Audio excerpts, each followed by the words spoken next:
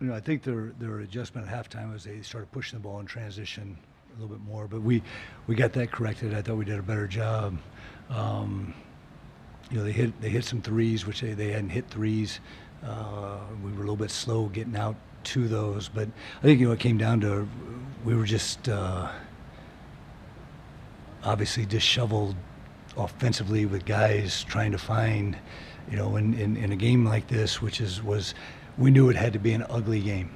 We knew going in it was going to be an ugly game, and by ugly I mean I thought our guys did a pretty good job with what we wanted to do in terms of the game plan defensively. I thought it was pretty effective for most of the game, but you can't shoot 30%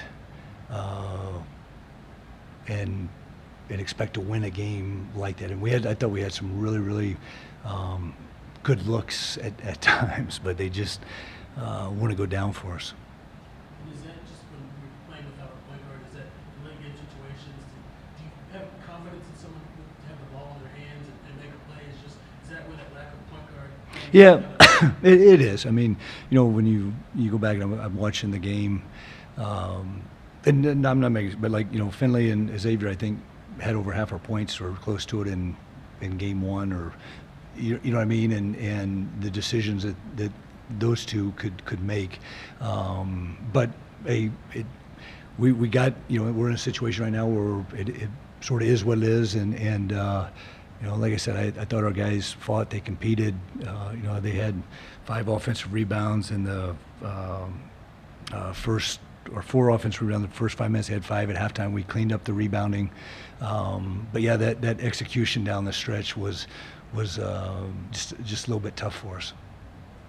Coach, you've been down with Gay missing time, then Finley missing tonight, and then Drayton was shorthanded with foul trouble tonight. You've kind of had to piece around multiple different positions missing time.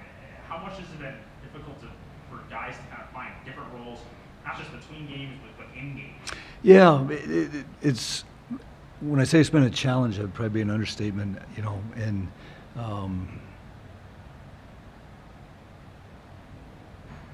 like I said, you got to figure it out, and we're figuring it out on the fly. You don't go into a game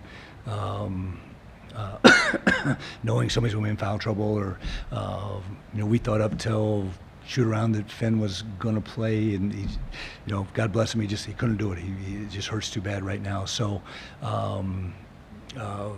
that's the hard adjustment part of just trying to figure it out on the fly. And a lot of it is well, this guy's playing pretty well right now. Let's move him here and do this and do that. And we were trying to call things that we thought everybody on the court knew in terms of their position, and I think that slowed us down a little bit. I thought, second half we also got out and got some buckets in transition. We wanted to try to keep running, but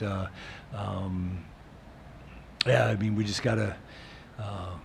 Who knows who we'll have on Wednesday, and excuse me, got to figure it out. When you mentioned having to play so shorthanded and playing different 5-man groups than you've had to for earlier in this year, how much does the playbook shrink in those kind of situations? We ran the same play probably 10 straight times down the floor. And so, like I said, Alex and I were talking, and I would suggest something. He's like, he doesn't know that cut and that sort of thing. And yeah, like I said, we got 2 days to get ready for the next one and see what we can figure out there. You mentioned Finley, just saw him shooting before the game. Just what is kind of his long-term practice? Yeah, it's well, I wouldn't say it's pain. It is pain tolerance, but he still can't flex it without the pain, and just he said I can't dribble left-handed. I'm like, well, you're right-handed, So, but no, Finley's a tough kid, and we'll get him back as soon as we can. Coach, obviously with all the injuries at the guard position, through a lot of different guys bring the ball today. I know I had Ajay bringing it up a couple times, Yame, Bosa, just with kind of that collection of point guards, who stood out to you the most today in terms of, especially against a Seton side? Yeah. Pretty aggressive. Yeah, I thought they all did a pretty good job taking care of the basketball. Where you lack, in game one when they did that to us, Xavier just took off and made plays, and that's where we were a little bit disheveled of like, if I go, I'm not exactly sure where I'm going, or you know what I mean, and that's where you have that. Though I mean, we were janky, if you will, and understandably so, but I thought those guys, Fosa, Yame, Mike was out there. The other day against UConn, we had Jackson running the point, and obviously we had Finn running the point. But yeah, I mean, we got to continue to try to simplify things, and we got to make shots. I mean, that's in a game like this. Our defense was probably good enough, but our offense was lacking in terms of scoring, and just and as they did. They made a couple big shots, and we just couldn't make. I thought Jamie's three in the corner could get us going, but we just couldn't get that one to go down. It was just like a crazy deal. You mentioned before, so doing a better job protecting the ball and running the offense, but his perimeter shooting has really been a struggle. Just how difficult is it to run effective offense when he's basically being not guarded on the perimeter? Yeah, I mean it loads up on more guys. It gives more help on the guys that can shoot, and